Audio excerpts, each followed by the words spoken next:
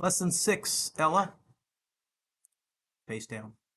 How a TV works.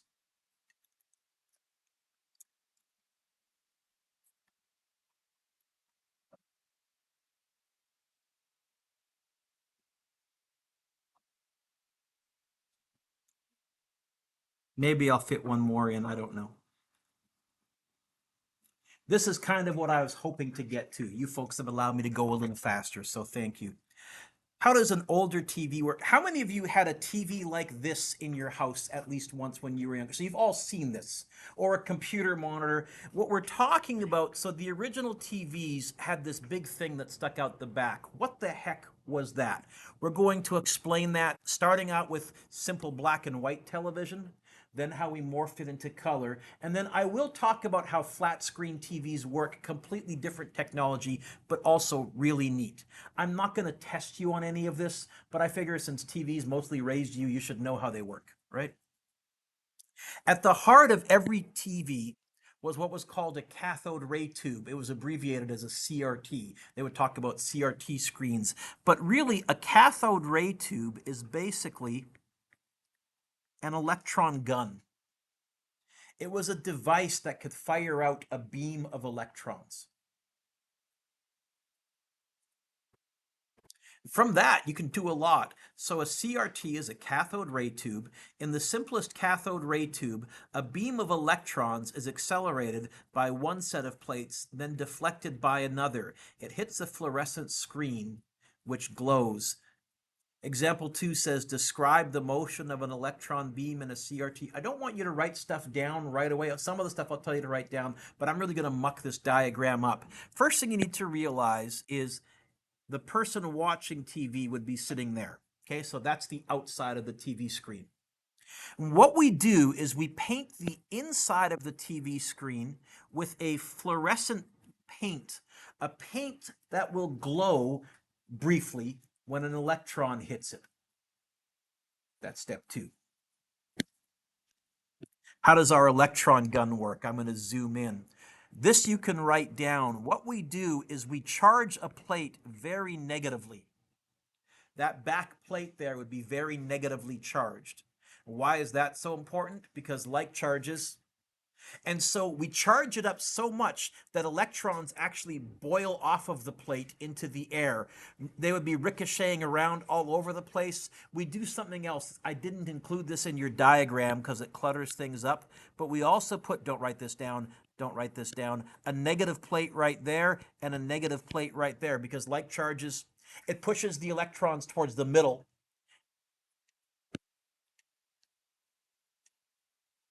Then we have another plate. This you can write down. We charge this positively.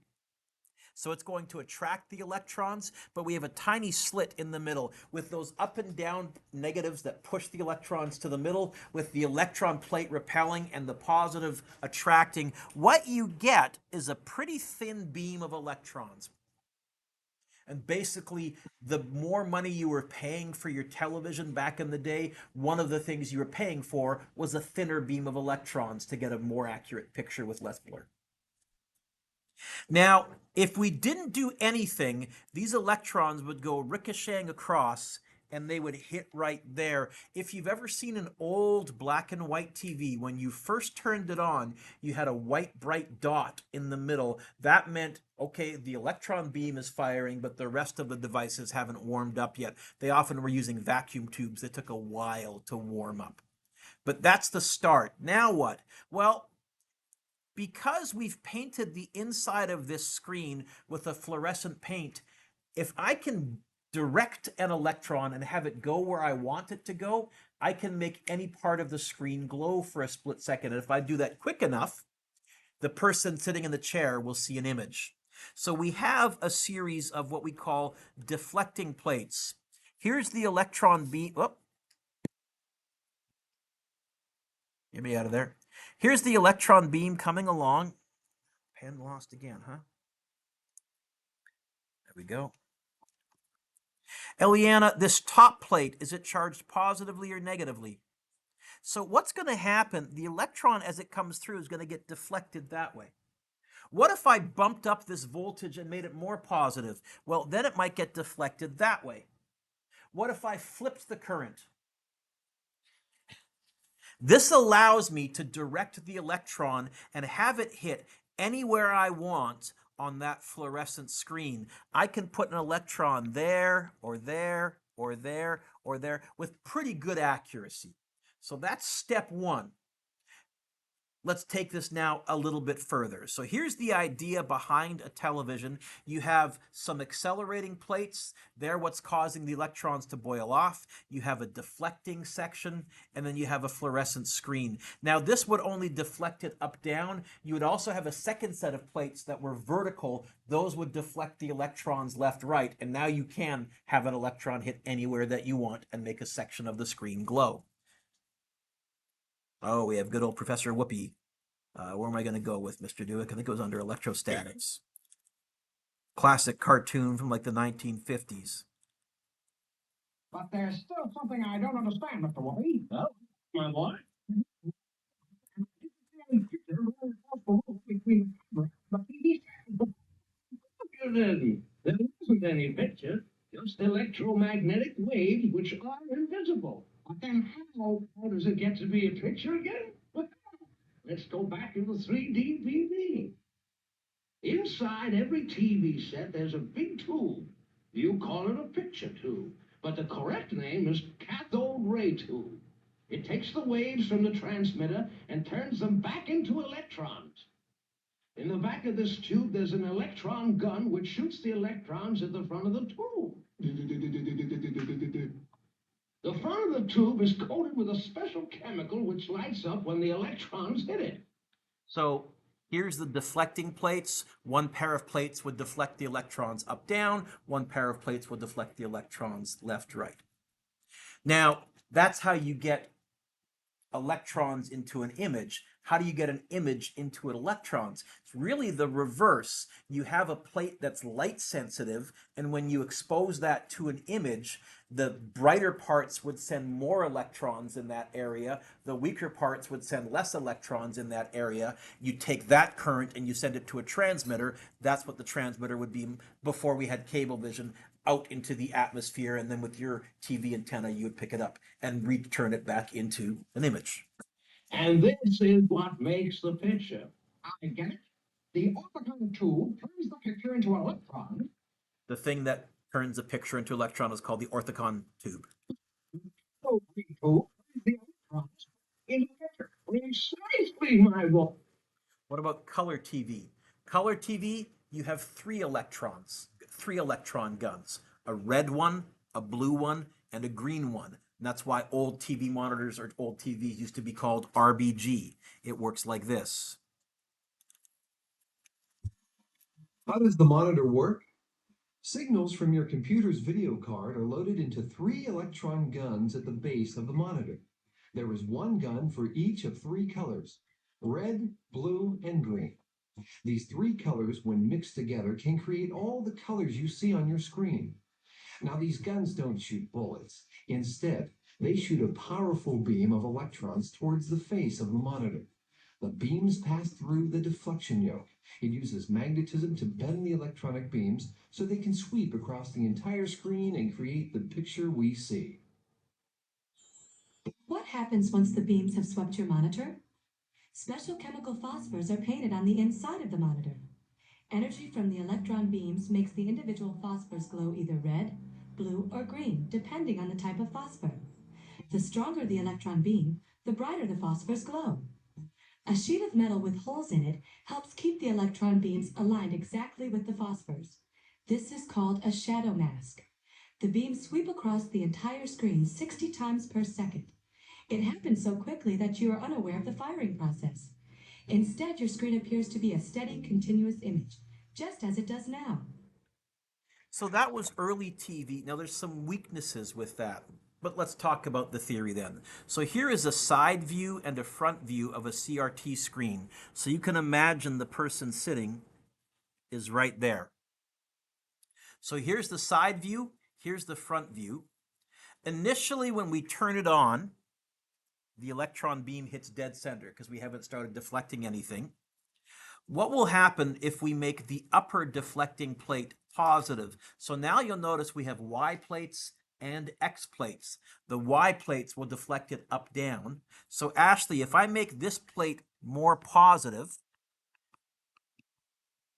don't write that down. Where will the electron hit if it's originally dead center? Do you think that would now have it hit in location A, B, C, D, or E? What do you think, Ashley?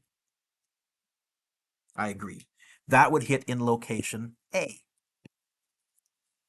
Okay. Well, Eric, what if we make the right plate positive? Now, the right plate is this one here. What if we make this one positive? Where do you think that would deflect the electron beam to? A, B, C, or D? Yeah. Okay, you're so smart, Ruby. What if we make both the right plate and the upper plate positive? Where will that deflect the electron beam to?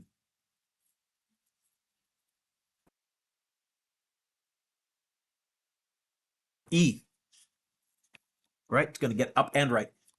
And so you can really pinpoint where you want it to go just by changing the voltage and changing where it's going to get deflected to. Okay, turn the page. Suppose we adjust the voltage so that instead of hitting dead center, the electron is hitting a little bit above center. Where will the dot end up, A, B, C, D, E, F, or G, if we increase the deflecting voltage? If we increase the deflecting voltage, where do you think the dot will end up? A, B, C, D, E, F, or G? You're right. I hear someone whispering it. G. Yep. You make it deflect even more.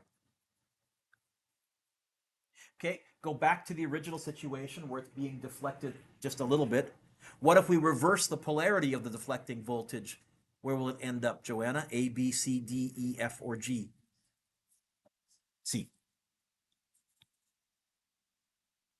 Ooh, back to the original one before. What if we increase the accelerating voltage so it's traveling faster? If it's traveling faster and spending less time in the deflecting area, Kyle, do you think that'll make it get deflected more or less? So A, B, C, D, E, or F, or G? Yep. Now, there's some weaknesses with this situation. Early TVs, because you had this long electron gun, you could only have a pretty small screen, maybe 12 inches. If you wanted a bigger screen, you had to, well, if you wanted a bigger screen, you needed a bigger deflection for a smaller, let me get this back, for a smaller area. And the only way to do that was to bring in voltages that the house or the plug was not capable of doing. Or what you could do, instead of getting a bigger voltage, is you could just give yourself more time to deflect it. And so now your TV's sticking out even further. You wanted a bigger screen, now the back end's sticking out even further. So the larger your TV, the further off from the wall it was getting, and the more it was encroaching into your living room. Not great, but that was the trade-off. So one of the first things we realized is with parallel plates, that works okay, but the plates are typically horizontal and they're long. One of the decisions we realized was rather than using charge to deflect the moving charges, what about magnetic fields, solenoids? Oh, sorry, I got to go one more. Turn the page, or example 4. So how does this explain how a black and white TV works? Only one pixel is hit at a time. By sweeping the Y voltage from positive to negative, we move the beam up and down on the screen, and then we just step the X voltage over in increments. In other words, if you saw an old black and white TV, it painted the screen like this. It would be sweeping up and down and just slowly moving sideways. And then when it got to this side, it would reverse the procedure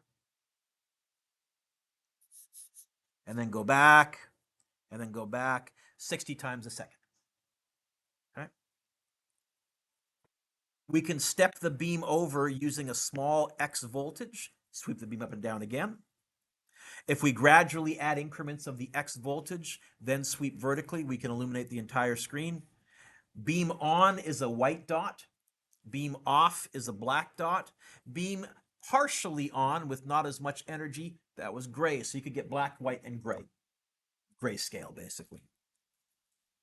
In actuality, next page, we don't use parallel plates. We use solenoids because the solenoids are at right angles, and that allowed you to make the back not stick out as far.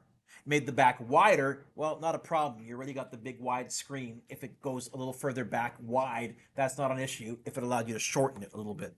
So the question asks, solenoid M, which way will this deflect this electron beam? Let's pretend we're running a current so that the North Pole is right there. Magnetic fields point from north, so the magnetic field right here is pointing downwards. Which way is the electron beam coming out of the page towards? Wait. Emily, we don't deal with electrons. We deal with protons. Electrons coming out of the page towards us is the same as protons going which way? So everybody point your right thumb into the page. Magnetic field down the page, that would deflect it left. Or if we flip the current, so the magnetic field was up the page, that would deflect it right. The vertical solenoid does horizontal deflection. Well, yeah, it should, because we said everything had to be at right angles when we did that F equals BLV, or no, F equals E equals BLV, F equals QVB. The force was at right angles. So the vertical solenoid, solenoid M, actually deflects the solenoid horizontally, or if you want to, you can write left/right. The horizontal solenoid deflects things, or you can say up/down, whichever. So that was the next big jump in TV design. That allowed us to have them not stick out from the wall quite as far. Do any of you still have one of those TVs, those style, in your house? Okay. They still work, okay. In fact, I'm willing to bet most of you, maybe if you think back to early computer monitors, either at home or in your schools, they were still of that design. They hadn't gone all flat screen. You're right at the transition point, your generation, so maybe not. But now, of course, we have LCD screens. So how do LCD screens work? I'm not going to record this, although it's way cool.